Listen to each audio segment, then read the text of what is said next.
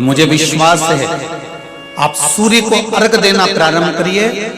अपने शरीर से, मस्तिष्क से तांबे का पात्र 8 इंच की दूरी पर रखकर सूर्य नारायण को उस जल में से देखो, जो जल नीचे आप सूर्य को चढ़ा रहे हो, उस जल में से देखते हुए सूर्य को अर्घ देना प्रारंभ करिए। और धीरे धीरे, अगर बीमारी है तो बिल्कुल स्लो एकदम धीरे धीरे उस पानी को छोड़िए। और पानी को छोड़ने के बाद आप बाबा का केवल सूर्य की आराधना, सूर्य को जल देना प्रारंभ कर दीजिए। 15 से 20 दिन कर देखो, धीरे धीरे शुगर और बीपी लेवल में आना प्रारंभ हो जाएगी। अर्घ तो दो, 15 दिन, 20 दिन, 1 महीना, 2 महीना, तुम्हें लगे किसी और वाला हमारा झूठ बोल रहा है, मत देना, तुम्हारे हाथ में ही तो लोटा है पानी का, क्यों भटकना। कई लोग कह देते हैं हमने पशुपति व्रत करा, भगवान हमारी नहीं सुन रहा, हम रोज 1 लोटा जल चढ़ाने जाते हैं, भगवान हमारी नहीं सुन। क्यों नहीं सुन रहा? उसका कारण है तुम्हारा 1 लोटा पूरा नहीं चढ़ रहा है, तुम आधा अधूरा चढ़ा कर आ रही हो। मतलब तुम अभी भी नहीं जानी हो कि शंकर के अंदर ही पार्वती है, शिव के भीतर ही गणेश है, शिव के भीतर ही कार्तिकेय हैं, शिव के भीतर ही 33 कोटि देवता हैं, शिव के भीतर ही नारायण है, शिव के भीतर ही राम है, शिव के भीतर ही कृष्ण है, शिव के भीतर ही शक्ति है, शिव के भीतर ही सारे देवता विराजमान हैं। शंकर को जिसने भज लिया, सारे देव अपने आप भजे जाते हैं। शिव को जिसने जान लिया, वो सबको जान जाता है। शिव को गुरुजी हम रोज मंदिर जाते हैं, हम 1 लोटा जल चढ़ाते हैं। हाँ, हम मानते हैं कि तुम 1 लोटा जल चढ़ाती होगी, पर हम ये नहीं मानते कि तुम पूरा चढ़ाती होगी। शिव जी को पूर्ण विश्वास चाहिए। शंकर भगवान को आधा चावल का दाना नहीं चढ़ता, आखा चावल का दाना चढ़ता है, जिसको अक्षत कहा जाता है। चावल को चावल कहा जाता है, पकने के बाद भात कहा जाता है, पर जब हम पूर्ण 1 चावल का दाना यदि शिव जी को समर्पित करते हैं तो उसको अक्षत पूर्ण कहा जाता है। अक्षत पूर्ण। आज की कथा में से यह बात सबको पहुंचाना है कि 1 लोटा जल अगर चढ़ाना है तो शिव को चढ़ाना है। पार्वती मैया बैठी है मंदिर के अंदर, आपको उनको नहीं चढ़ाना। गणेश जी बैठे हैं मंदिर के अंदर, आपको उनको नहीं चढ़ाना। कार्तिकेय बैठे हैं मंदिर के अंदर, आपको उनको नहीं चढ़ाना। आपको तो केवल शिवलिंग पर जल चढ़ाओ, सारे देवताओं को अपने आप प्राप्त हो जाए। अब हम क्या कर रहे हैं?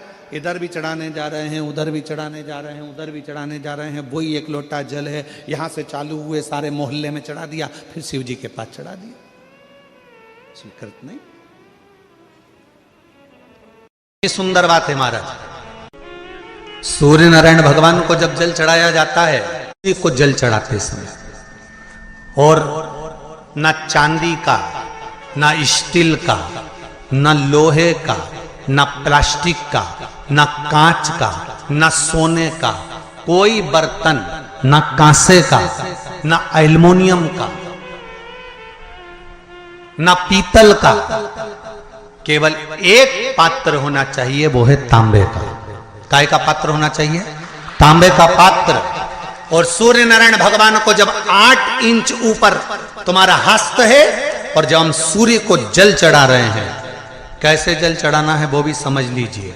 अगर कोई कैंसर का मरीज है, जिसके चेस्ट में कैंसर आ गया हो, लेफ्ट में, राइट में कहीं पर कैंसर आ गया हो, या कोई गठान आ गई हो, तो महाराज आप जल चढ़ाते समय उस जल की धार को सूर्य भगवान को जब चढ़ा रहे हो, तो धार आपकी गठान की ओर जाना चाहिए, जिससे सूर्य की किरण उस जल में से आपके उस स्थान पर पड़े, उस जगह पर पड़े जहां पर गठान है। महाराज आप लगातार जल तो चढ़ाना चालू करो, अच्छे डॉक्टर फेल हो जाएंगे और कह देंगे गठान ठीक हो गई।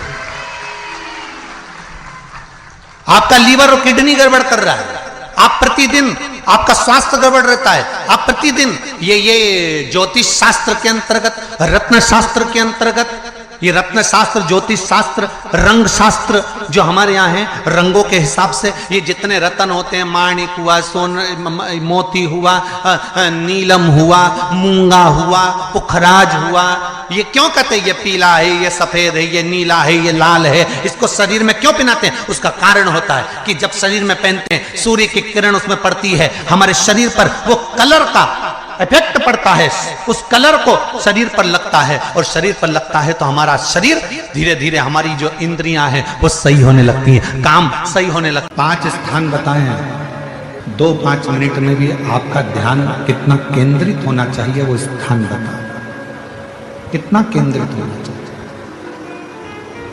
पहला, जिस समय पर तुम्हें समय मिले, तुमको लगे कि अब मेरे को भगवान को दीप लगाना, दिया लगाना, 5 स्थान पर तुम्हारे ध्यान की केंद्रता होना चाहिए। पहले नंबर पर दीप लगाते समय, जिस समय पर भगवान को आप लोग दीपक लगाते हैं, दिया लगाते हैं, किसी से चर्चा मत करो, फालतू की कोई बात नहीं होना चाहिए।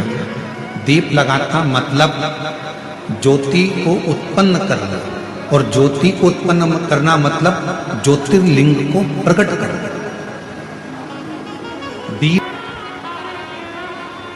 दीपक की जो ज्योति है वो ज्योतिर्लिंग का ही प्रतीक है, ज्योतिर्लिंग का।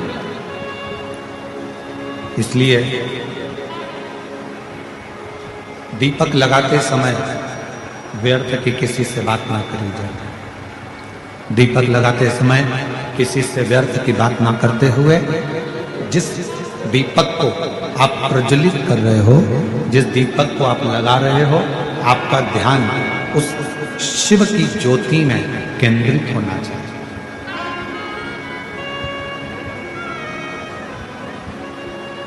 भगवान शंकर की ज्योति में आपका ध्यान केंद्रित, और शिव की ज्योति में जब आपका ध्यान केंद्रित होगा, भगवान शंकर की ज्योति में जब आपका ध्यान केंद्रित होगा, तब आप स्वयं भगवान शिव का साक्षीकरण 2 क्षण में करो। तो दीप जलाते समय, चाहे मंदिर में दीपक लगाओ, चाहे घर के अंदर मंदिर में दीपक लगाओ, चाहे बेलपत्र के वृक्ष के नीचे दीपक लगाओ, चाहे आंवले के वृक्ष के नीचे दीपक लगाओ, चाहे आप घर के दरवाजे पर दीपक लगाओ। दीपक लगाते समय तुम्हारा ध्यान केंद्रित दीप में जो ज्योति है, ज्योति में जो शिवलिंग है, ज्योतिर्लिंग है, उस ज्योति का दर्शन करते समय अपने ध्यान को केंद्रित। दूसरा, भगवान शंकर को, सूर्य नारायण भगवान को, तुलसा महारानी को, बेलपत्र को, आंवले के वृक्ष को, पीपल के वृक्ष को, बट वृक्ष को, शमी वृक्ष को जब आप जल चढ़ाएं, तो जल चढ़ाते समय भी व्यर्थ की बातें ना करते हुए, जल चढ़ाते समय जल की जो धार है उस धार पर अपना ध्यान केंद्रित होना चाहिए। उस प्रेशर बढ़ाओ, प्रेशर, उस धार पर आपका जल की जो धार हो, उस धार पर आपका ध्यान केंद्रित हो। दीपक की ज्योति पर आपका ध्यान केंद्रित हो, जल की धार पर आपका ध्यान केंद्रित हो। तीसरे नंबर पर कहा गया, तीसरा स्थान जो कहा गया, जब भगवान शंकर के मंदिर में, देवता के मंदिर में, देवालय में, शिवालय में जब आप भगवान को प्रणाम करने के लिए, नमन करने के लिए नीचे झुके हो, उस समय पर आपका ध्यान भगवान के चरणारविंद में केंद्रित होना चाहिए। ये तीसरे नंबर का स्थान है। ज्योति, ज्योति, जलधार, चरणारविंद को नमन करना, तीसरा। और चौथा स्थान बताया, नंदी के पास जब आप बैठो, हमने पहले भी कथा में कहा, जब कोई बहुत ज्यादा, बहुत बड़ा कोई तकलीफ, कोई कष्ट, कोई दुख, कोई परेशानी आपकी जिंदगी में यदि आ गई हो, तो नंदी के पास शंकर जी को जल चढ़ाने के बाद 2 मिनट, 2 क्षण, 1 मिनट, 5 मिनट, जितना मिल जाए, आधा मिनट, 1 सेकंड नंदी के पास बैठना चाहिए। नंदी के, और कौन सा स्थान बताया, तो कहा नंदी का जो पांव आगे का एक चरण नंदी का उठा हुआ रहता है। दर्शन करें आप लोगों ने, किस किसने करें जरा हाथ उठाओ, करें सब लोगों ने। नंदी का आगे का एक पांव उठा हुआ होता है। तो नंदी, जब तुम कोई विषम परिस्थिति में हो, बहुत टेंशन में हो, बहुत तकलीफ में हो, बहुत कष्ट में हो, और बहुत ज़्यादा कोई डिप्रेशन में हो, कोई चिंता में हो, कोई बात अगर तकलीफ की है, तो नंदी का जो पांव उठा हुआ रहता है, उस पांव के पास में थोड़ी देर, नंदी के साइड में थोड़ी देर, 1 सेकंड, आधा सेकंड, आधा मिनट, 1 मिनट, 2 मिनट, 5 मिनट, जितना आप बैठो और थोड़ी देर बैठकर बाबा की ओर ध्यान को केंद्रित करो और अपने मन की बात कह दो। वो चौथा स्थान बताया मन को केंद्रित करने।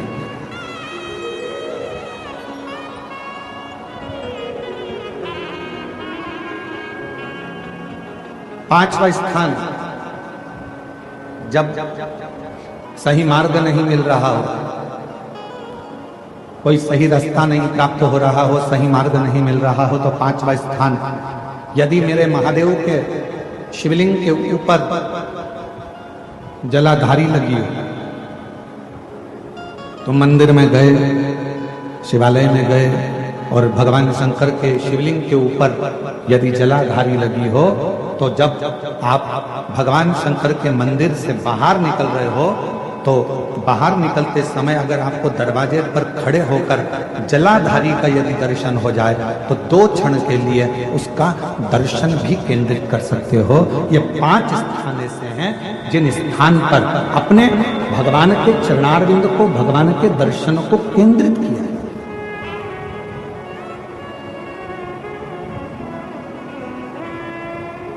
पांच सभी लोग बोलेंगे साथ में। पहला,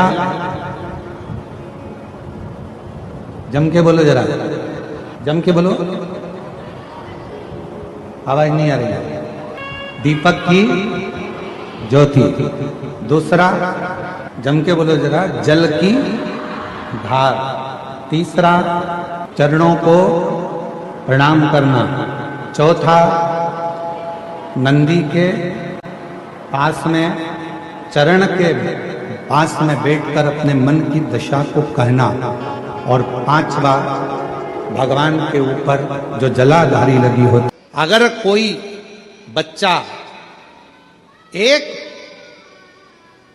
शंख पुष्पी पुष्प को समर्पित कर कर जलाधारी पर, और 1 लोटा जल यदि वो समर्पित करता है, और उस जल का आचमन कोई बच्चा नित्य प्रति करता है, तो वो बच्चा धीरे धीरे विद्वत्ता धारण करता ही जाता है। जो याद करता है वो भूलता नहीं। ये मां नील सरस्वती की कथा है। 2 सरस्वती का दर्शन आपको और हमको होता है। 2 सरस्वती का स्मरण आप और हम करते हैं। एक सरस्वती जो स्वयं श्वेत वस्त्र धारण करी है, हंस पर बैठी हैं और बड़े आनंद के साथ में मां सरस्वती का सुंदर स्वरूप है। पर एक सरस्वती ऐसी हैं जो नीला उनका स्वरूप है, और नील सरस्वती के रूप में उनकी पूजन होती है। फूल को धोया कभी नहीं जाता। जैसे डाली पे से फूल टूट के आया, तुम भगवान को चढ़ा, पर फूल को घर में लाने के बाद तुम धोगे, पानी छीट कर साफ करोगे और फिर भगवान को चढ़ाओगे, तो समझ लेना फूल भगवान स्वीकार नहीं कर। फालतू की बात। जैसा है वैसा देव, तुम्हारे जैसे नहीं। नहाए तो खूब साबुन से मल मल कर, और मालूम पड़े मन रह गया बेकार, और सोचो कि भगवान कर ले स्वीकार, ये कभी नहीं हो सकता। फूल और मनुष्य एक जैसा होना चाहिए कि फूल जैसा दिया वैसा भगवान को दिया। इसमें स्नान नहीं कराना, उसी तरह मन भगवान ने जैसा दिया वैसा भगवान को प्रदान कर दो, वो उसका। इसमें दिखावा नहीं हो। कई लोग कहते हैं गुरुजी हम घर से पानी भर के लेके जाते हैं। अब किसी ने कहा गुरुजी घर से पानी लेकर जाते हैं, मटके का पानी है, नल कभी कभी नहीं आता, कभी कभी लाइट नहीं रहती तो बोरिंग से नहीं भराता, हमारे घर में रखा हुआ पानी तो बासी हो गया। थोड़ा ध्यान देना, पानी तो बासी हो गया। शास्त्र कह रहा है, शिव चरित्र कह रहा है, भगवान शंकर की कथा कह रही है। वायु, अग्नि, जल, पृथ्वी आकाश कभी बासी नहीं होता, वो हमेशा ताजा की ताजा ही रहता है। परिवार को छोड़ने की जरूरत पड़ती है, शिव भक्ति में ना व्यापार छोड़ने की जरूरत पड़ती है, शिव भक्ति में ना घर छोड़ने की जरूरत पड़ती है, शिव भक्ति में ना अपना कुटुंब, ना परिवार, ना घर, कुछ भी छोड़ने की जरूरत नहीं पड़ती है। शिव भक्ति में तो केवल अविश्वास को छोड़ दो और विश्वास को पकड़कर तुम अपने कर्म में लगे लगे भगवान का भजन करो, शिव की प्राप्ति हो जाती। कभी कोई परिक्रमा, कभी भी कोई परिक्रमा खाली हाथ कभी मत करो, कभी। तुलसी जी की परिक्रमा कर रहे हो, हाथ में भले जल का पात्र रख लो। किसी वृक्ष की परिक्रमा कर रहे हो, अपने हाथ में कोई दाना रख लो। कोई परिक्रमा कर रहे हो, अपने हाथ में कोई अगरबत्ती, कोई धूप बत्ती, कोई मालिका रख लीजिए, कोई दीप रख लीजिए, कोई सामग्री रख लीजिए। कोई परिक्रमा खाली हाथ कभी नहीं करना चाहिए। अगर मंदिर में बैठकर पंचाक्षर मंत्र जप रहे हो, षडाक्षर मंत्र जप रहे हो, तो थोड़ी देर अपने हाथ में एक बेलपत्र को भी रख लिया करो। बेलपत्र।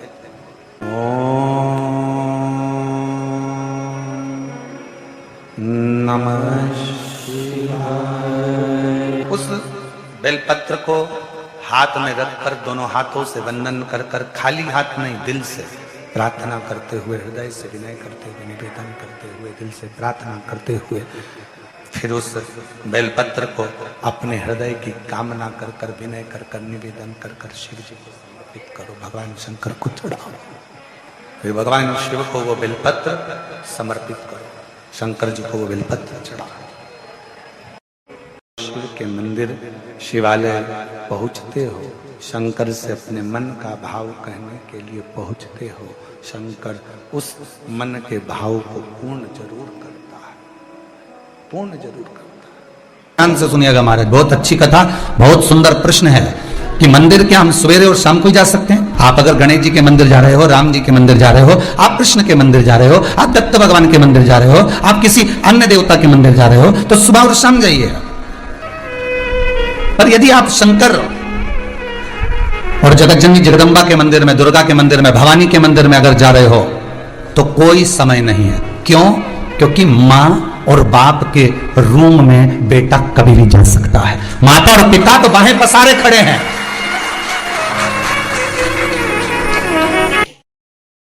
नारद के कहने पर शिवलिंग का निर्माण करते हैं, पूजन करते हैं, आराधना करते हैं, अर्चना करते हैं, चंद्रदेव भगवान शंकर की आराधना में डूब जाते हैं।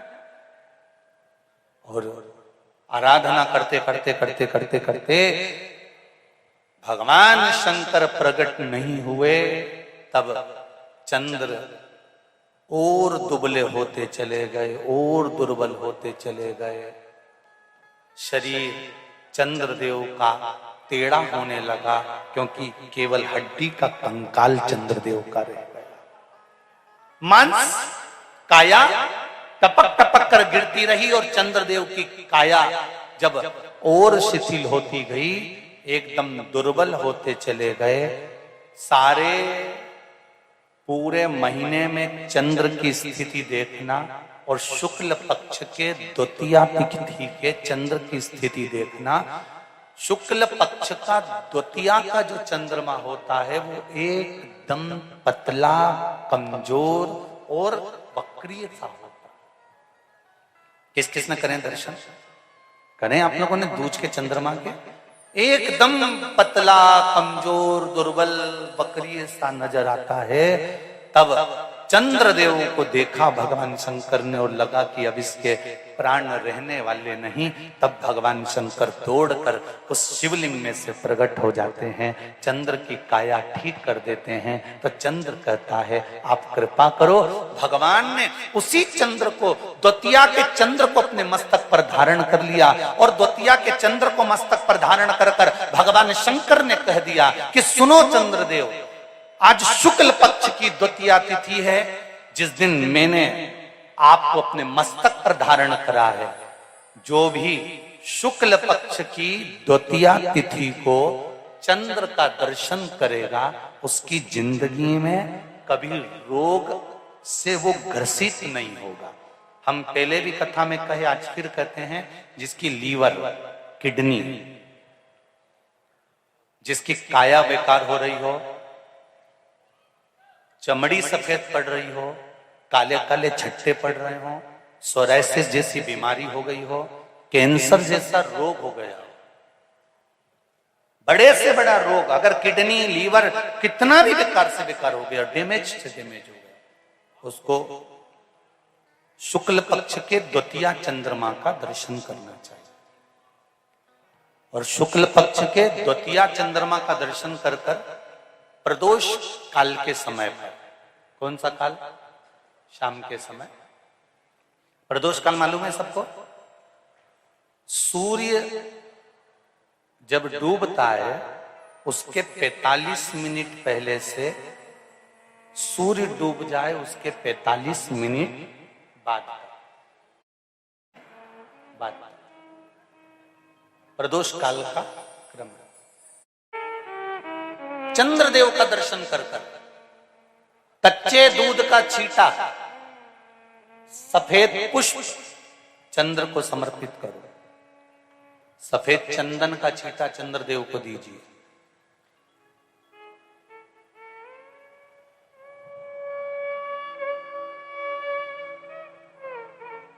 और चंद्रदेव को छींटा देने के बाद जो दूध है उसका छींटा अपने तन पर लीजिए, सफेद चंदन थोड़ा सा अपने शरीर पर लगा लीजिए। कितना भी विषम से विषम रोग हो, कितना भी किडनी, लीवर, चाहे कैंसर जैसा रोग हो, मेरा चंद्र शुक्ल पक्ष के द्वितीया के चंद्र में शंकर भगवान स्वयं विराजमान होकर अपने भक्त को रोग से मुक्त करते हैं। द्वितीया के चंद्र।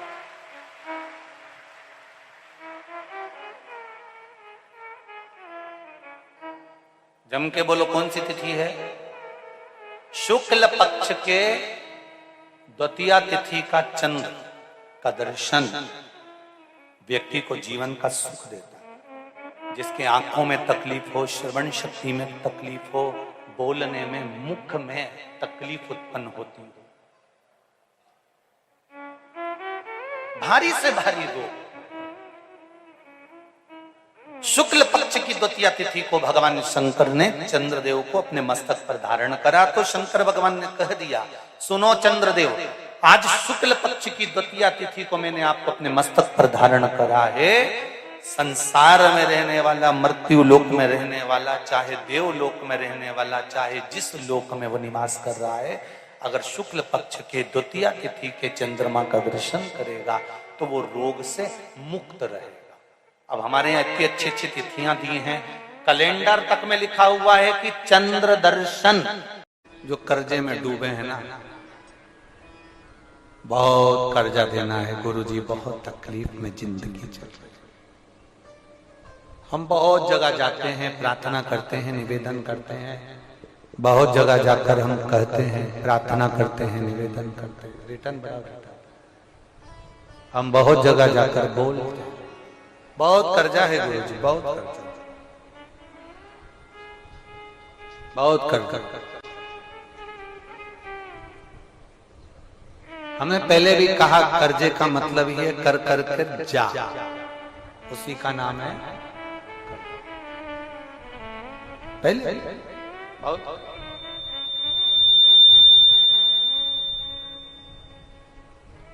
बहुत तकलीफ है।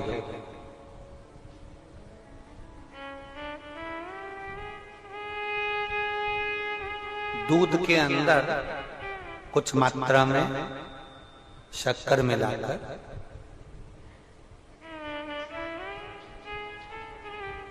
कुछ मात्रा में शक्कर मिलाकर दूध के अंदर एक बेलपत्र बाबा देवादिदेव महादेव को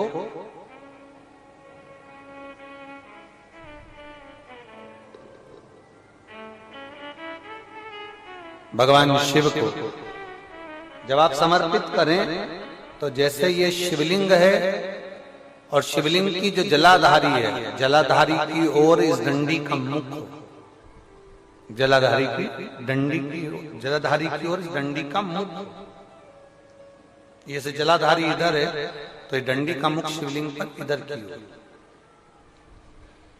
दूध में कुछ मात्रा में मिली हुई शक्कर, कुछ मात्रा। हमेशा एक बात याद रखना कि जब भी सूर्य नारायण भगवान को जल दिया जाता है या शंकर भगवान को कोई जल समर्पित किया जाता है, शिव जी को जल चढ़ाया जाता है, तो जो जल चढ़ाने वाला पात्र होता है जिसमें जल भरा है या दूध भरा है या सामग्री भरी हुई है और आपको अभिषेक करना है, शंकर भगवान से अपने मन की कामना वाला पूजन करना, प्रयास करना।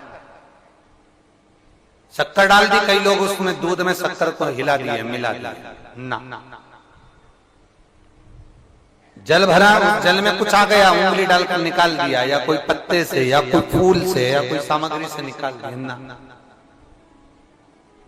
हमने पहले भी कथा में कहा है, वृक्ष से तोड़े हुए फूल, और यहां तक एक कथा में वर्णन किया कि एक फूल ऐसा भी है जो तोड़ा नहीं जाता, जमीन पर गिरा हुआ फूल। कौन सा बताया था? पारिजात। उस फूल को तोड़ा नहीं जाता, वो फूल जमीन पे गिरना चाहिए, जमीन पर गिरेगा, उठाओगे तब शंकर को चढ़ेगा, वो पारिजात का फल।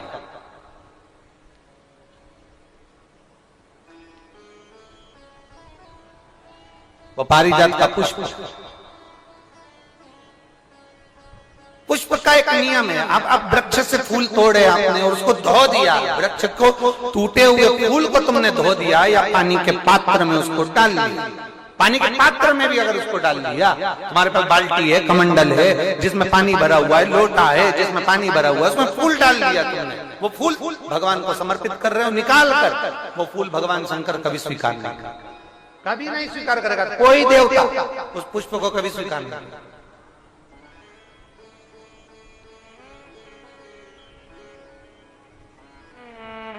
और मैंने तेरे ही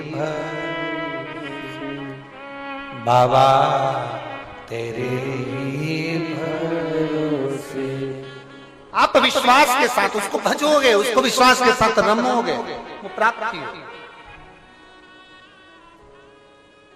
अगर हमने फूल, फिर निवेदन है, दूध चढ़ाने वाले व्यक्ति याद रखना, बहुत कर्जा चूक ही नहीं रहा। आज शिवरात्रि है, 5 शिवरात्रि को आपको ये कर्म करना, 5 शिवरात्रि, 5 के बाद में फिर अपन बात करेंगे। तुम्हारे नगर में जब कथा हो, तुम्हारे आसपास में कथा हो, तब जरूर आना और पत्र लिख कर देना कि 5 शिवरात्रि का उपाय करा था और फल मिला। 5 शिवरात्रि। बेलपत्री की डंडी का मुख जलाधारी की ओर है, दूध में शक्कर मिलाना, शक्कर मिलाने का मतलब है दूध का पात्र उसमें शक्कर डाल दी, पर हाथ नहीं डाला, चम्मच नहीं डाली, फूल नहीं डाला, उसको हिलाया नहीं गया। यहां तक शास्त्र कहता है शंकर को चढ़ाने वाले जल का जो पात्र होता है, जिसमें जल भरा होता है, जल का जो पात्र होता है, शिव जी को जल चढ़ाने वाला, बहुत अब हम क्या वर्णन करें, बोलेंगे तो आप कहते हो गुरु जी आप तो ना जाने कहां के नियम लेकर आते हो, ना जाने कहां। कई लोगों की आदत होती है कि शिव जी को भी राम झारे से जल चढ़ाना।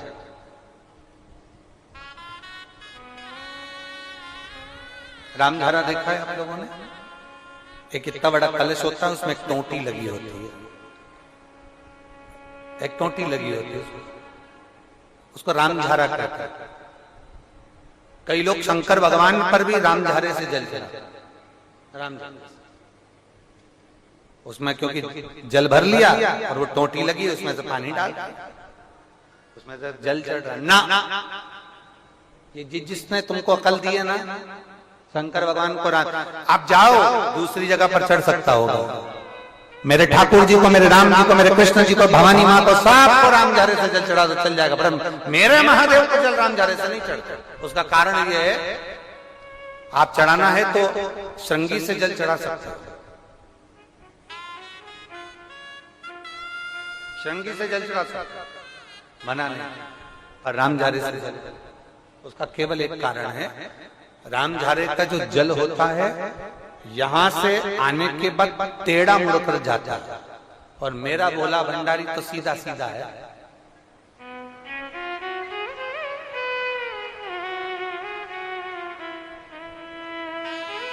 फिर वो भी बहुत घूम फिर के तेरे पास आता है, बहुत घूम फिर। सहजता में भगवान शिव को रिझाने का प्रयास, सहजता, सरलता में भगवान शंकर को मनाने का प्रयास। सीधा जल का पात्र लिया, बाबा पर डाल, धीरे धीरे डालो, तुम्हारी मर्जी पड़े जैसा डालो, पर आराम से बाबा को समर्पित करो। जैसा जल का पात्र है तुम्हारे।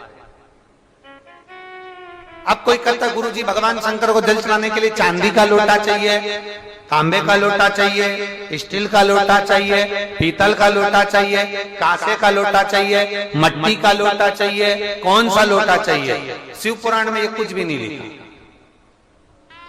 तुम्हारी श्रद्धा, तुम्हारा विश्वास। अभी इससे पहले वाली कथा में हमने कहा था, कई लोगों ने एक नियम बना लिया कि चांदी की बेलपत्र भगवान को चढ़ा। कहीं लिखा है? अगर किसी पुराण में लिखा हो कि चांदी की बेलपत्र चढ़ाना तो हमको जरूर बताना, सोने की बेलपत्र चढ़ाना तो हमको जरूर बताना कि शिव पुराण में एक जगह पर लिखा है कि चांदी की बेलपत्र चढ़ाओ, सोने की बेलपत्र चढ़ाओ। नहीं, शिव पुराण में लिखा है बेलपत्र समर्पित करो, न चांदी न सोना, मेरे भगवान के दिल में निवास करती है ये बेलपत्र के वृक्ष की बेलपत्र, जो शंकर को प्रिय है, जो शिव की प्रियता है, शंकर की आनंदता है जिस बेलपत्र।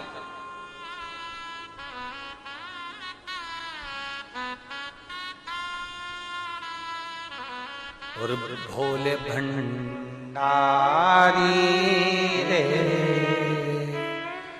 दूर करो दुख मेरा, ओ त्रिपुरारी रे दूर करो दुख मेरा।